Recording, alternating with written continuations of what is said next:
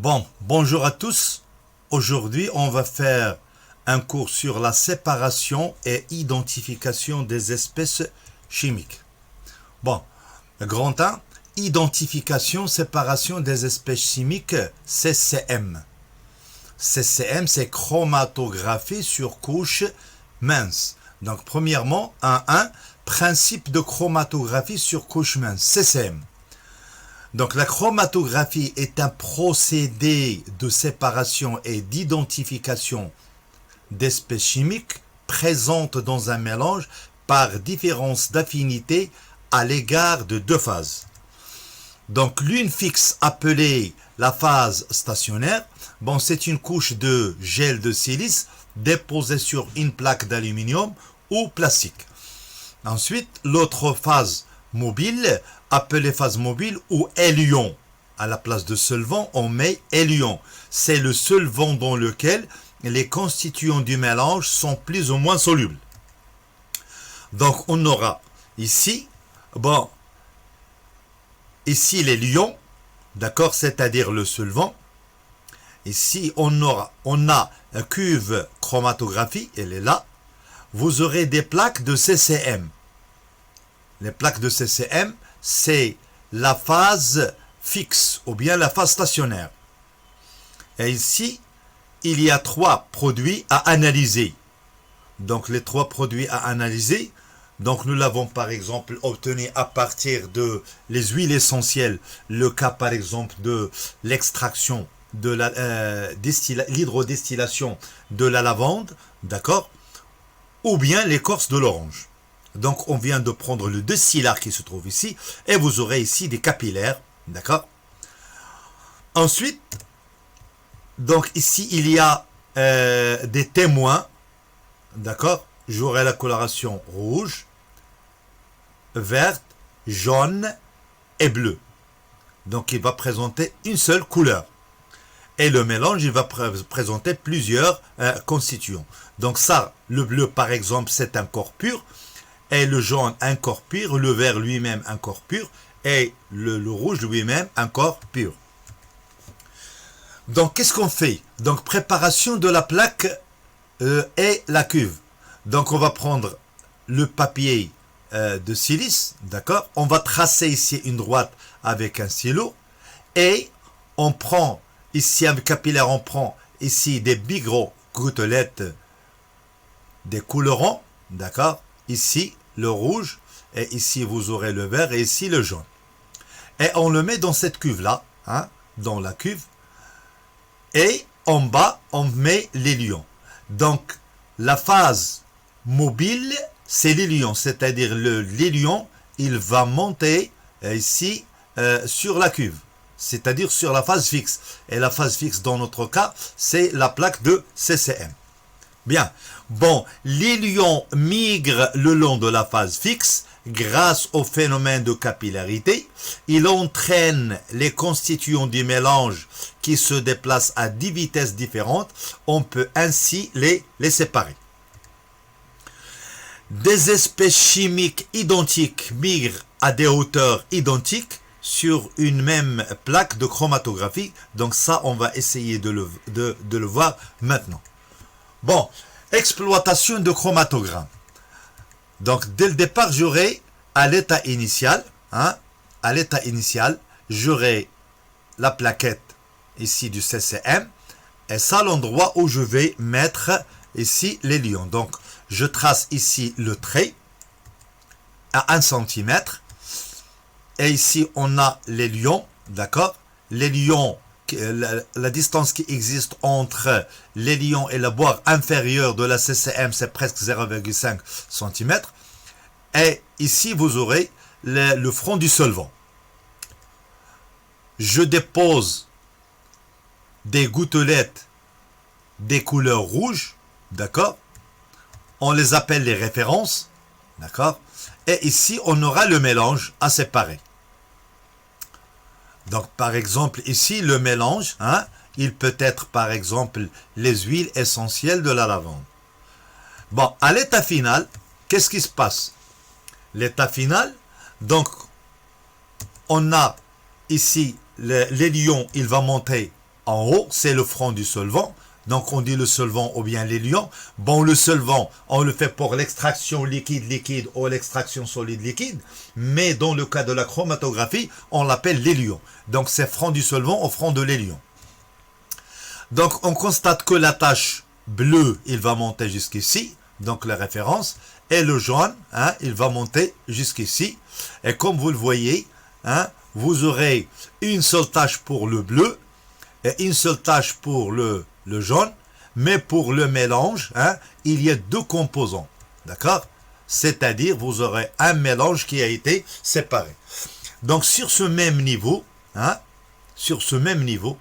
donc il possède le même niveau, on dit que le mélange, grand M, il contient le corps jaune.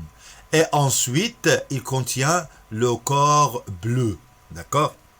Donc, maintenant, pour petit h et grand H, je vais prendre le bas, hein, je vais la noter grand H, c'est entre le trait où je viens de poser ici le mélange avec les références, d'accord, et le front de solvant, ou bien de l'éluant, c'est grand H. Et ce petit H là, hein, c'est la distance, hein, qui existe entre la partie, hein, qui a été migrée avec le bord inférieur. Bon, la révélation. Donc, on a trois cas dans le document numéro 5, révélation. Donc, on aura une révélation avec l'ultraviolet, ou bien révélation avec le diiode, hein, ou bien révélation avec le permanganate de potassium. Comment on fait? Eh bien, révélation UV. Donc, placer la plaque sous une lampe UV. Lorsque je parle de la plaque, c'est la plaque CCM. La plaque CCM, c'est la phase qui est fixe. Et entourer les taches colorées. Voilà, c'est le schéma du document numéro 1. Donc, vous aurez ici votre plaquette. Hein, et ici, on a la lumière UV. Hein, donc, au moment où je vais prendre ici la lampe UV et je vais entourer les taches colorées, d'accord, et je vais obtenir la migration des taches. La deuxième partie, révélation à diiode. Bon, dans un flacon, voilà, dans un flacon, placez la plaque, c'est-à-dire la place fixe, hein, la phase fixe, c'est la CCM, et quelques gouttes de cristaux d'iode avec du sable. Donc, on agite et on bouche et les taches apparaissent. D'accord? C'est ça. La troisième partie, on a révélation au permanganate de potassium K+, MnO4-. Donc, MnO4-, comme vous le voyez ici, il possède la coloration violette. Donc, la coloration violette caractérise la présence des ions MnO4- en solution. Donc, au moment où je le plonge ici, donc il y a apparition des taches. Donc, vous aurez ici trois méthodes. Méthode de révélation par UV ou par diiode ou bien par permanganate de potassium. Donc, le rapport frontal, RF. Donc, je vais prendre le cas de mon CCM à l'état final. Voilà, j'aurai ça, le mélange séparé, d'accord? Et j'aurai le grand H et le petit H. Voilà. Donc, le référence frontal, le rapport frontal d'une espèce chimique dans un éluant donné est défini par la relation. Bon, RF, c'est égal à petit h, hein, divisé par grand H. Avec petit h, c'est la hauteur atteinte par l'espèce étudiée. Bon, dans notre cas, c'est le jaune, d'accord? Et grand H, c'est la hauteur atteinte par l'éluant, c'est-à-dire le solvant. Le solvant dès le départ, d'ici à ici. On va noter grand H. Bien. Bon, si le corps étudié ne présente qu'une tache après révélation, on peut affirmer qu'il est pur. Donc, si j'aurais au moment de la migration une seule tache, s'il existe une seule tache, ça veut dire que le corps est pur. Si j'aurais plus que deux taches, 2, 3, 4, c'est un corps ou bien un mélange de corps pur. Deux espèces chimiques identiques ont le même rapport frontal. D'accord? Lorsque je dis ils ont le même rapport frontal, je vais revenir un tout petit peu en arrière. Par exemple ici, pour le premier, pour le bleu, ces deux-là, hein, ils ont le même rapport frontal. C'est-à-dire, par exemple, si j'aurais ici 3 cm pour le petit h, et grand h, par exemple, est égal à 5, le rapport frontal qui se trouve sur le même plan horizontal, hein, ils sont identiques. Et ici, j'aurai les deux, hein, ils sont identiques. Donc, je peux dire à ce moment-là, s'ils sont séparés, hein, le mélange qui a été séparé, donc je peux dire que dans le mélange, je viens d'identifier le premier corps, hein, et je viens d'identifier les deux corps. C'est-à-dire dans le mélange, hein, il est formé par deux corps purs. Ces deux corps purs-là, c'est le jaune et le bleu. Bien, donc on continue. Donc, grand 2, caractéristiques physiques d'une espèce chimique. Bon, les caractéristiques, température de fusion. Alors, la température de fusion, c'est quoi? La température de fusion, c'est le passage de l'état liquide, de l'état solide à l'état liquide. Donc, ça, c'est les caractéristiques physiques d'une espèce chimique.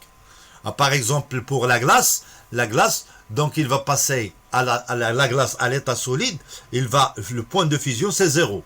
Il va passer de 0 solide à 0 liquide. Donc, le point de fusion de la glace, ici, vous aurez 0 degré Celsius. Ensuite, température d'ébullition. Température d'ébullition, pour cas de l'eau, par exemple, l'eau, la température d'ébullition, c'est 100 degrés. Donc, lorsque je dis 100 degrés, c'est-à-dire il va passer de l'état liquide à l'état vapeur. Bien, la masse volumique, comme vous le voyez, ρ est égal à m sur v. La solubilité elle-même, il s'exprime en grammes par litre. D'accord? Et vous aurez la densité d'un corps. Donc, on a parlé déjà de la densité. Bon, si vous prenez à l'eau, hein, la densité de l'eau ou la masse volumique de l'eau, D est égal à ρ de la substance sur ρ de l'eau. Donc, ρ de l'eau est égal à 1. Lorsque vous prenez par exemple l'huile, vous trouvez la valeur de 0,78, eh bien, la densité ou bien la masse volumique de l'huile, elle est très inférieure par rapport à la masse volumique de l'eau. C'est pour cela, le corps le plus léger, il va monter en haut, celui qui possède la masse volumique la plus petite. Bien, on va prendre l'exercice d'application. Donc, on considère le chromatogramme suivant. Donc, j'aurai le chromatogramme, d'accord? Ici, je vais prendre 1 cm, un carreau représente 1 cm. Donc, j'aurai le premier corps, d'accord? Le deuxième, et vous aurez le troisième, ici. Voilà, j'aurai 3 couleurs. Bon, ça, c'est notre chromatogramme. La question, la plaque de chromatographie constitue-t-elle la phase fixe ou la phase mobile? Bon, lorsque je parle de la plaque chromatographie, la plaque de chromatographie, c'est la CCM. Et nous avons dit que la CCM, qui est là, hein, c'est une phase qui est fixe, hein, la phase qui est fixe, et les lions, c'est la phase mobile. Donc, je peux dire à ce moment-là que la plaque de chromatographie constitue la phase fixe, dans laquelle il y a migration des composants des huiles essentielles. La deuxième partie, donnez l'autre nom de cette plaque. Donc, cette plaque-là, on l'appelle la plaque de CCM. CCM. Ça veut dire quoi, CCM? Chromatographie, c'est le premier C. Surcouche, le deuxième C. Mince, c'est grand M. CCM. Donc, on aura ici chromatographie sur couche mince. Donc, on a 3 sortes de chromatographie. Donc, on a CCM, chromatographie sur couche mince. CPL, chromatographie en phase liquide. Et vous aurez CPV, chromatographie en phase gazeuse. Nous, cette année, on va s'intéresser seulement à la chromatographie sur couche mince. Bien. Troisièmement, quel est l'autre nom de l'éluon? Donc, dans le cas de l'extraction liquide-liquide ou solide-liquide, on appelle par exemple le cas du solvant. Le cyclohexane, c'était le solvant. Donc, notre cas ici, à la place de solvant, on l'appelle l'éluon. Ou bien, il a un autre nom, c'est-à-dire la phase qui migre. D'accord? L'éluon, il va migrer. Donc, c'est une phase qui est mobile. Donc je peux dire à ce moment-là la phase mobile. Donc on l'appelle le solvant ou bien la phase mobile. Bon, quatrièmement, selon quel phénomène physique les ions migrent, c'est-à-dire montent, le long de la plaque de CCM? Eh bien, les ions migrent le long de la phase fixe par capillarité en entraînant plus ou moins fortement les constituants d'un mélange à analyser. C'est le phénomène d'élution. Cinquièmement, les colorants utilisés sont-ils purs ou composés? Justifiez votre réponse. Eh bien, si je prends le premier, donc le premier qui se trouve à gauche, il est constitué par un seul corps, donc c'est un corps pur. Le deuxième qui est au milieu, il est formé par deux taches. D'accord? Donc c'est un corps qui est un mélange de corps. Le corps, c'est deux-là. Le troisième, c'est un corps pur. Donc je peux dire que celui qui se trouve au milieu, il est formé par deux taches. Donc c'est un mélange de corps purs. Et ceux qui se trouvent à gauche, le jaune et le rouge, sont deux corps purs. Bon, celui du milieu est composé, présente deux taches, ces deux-là. Les deux autres, une seule tache, ils sont purs. Donc celui-là, il est pur, et le jaune, il est pur, et l'autre qui est au milieu, il est composé. Bien. Cinquièmement, quelle est l'espèce identifiée dans le mélange? Donc le mélange qu'on a identifié, c'est celui qui possède le même RF. Donc le même RF, c'est le jaune.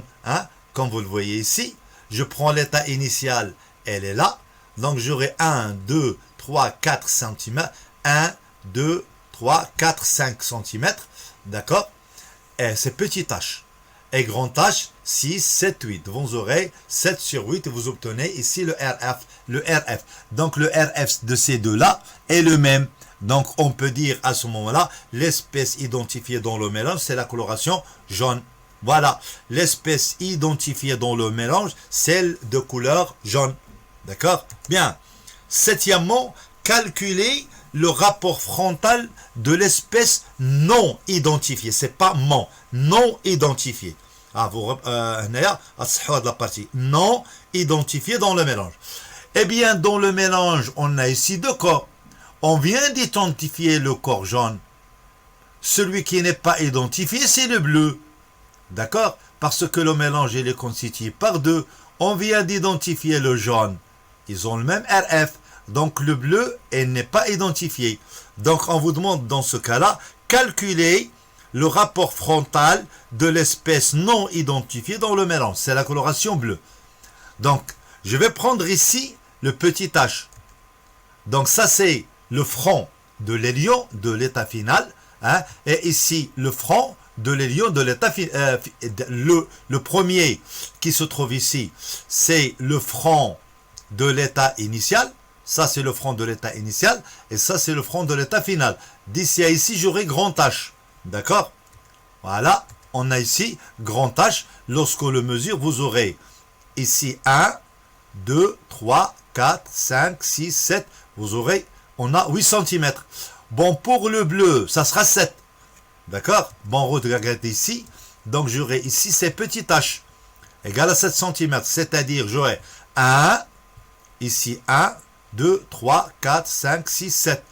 Bon, pour le RF, donc j'aurai petit h sur grand H.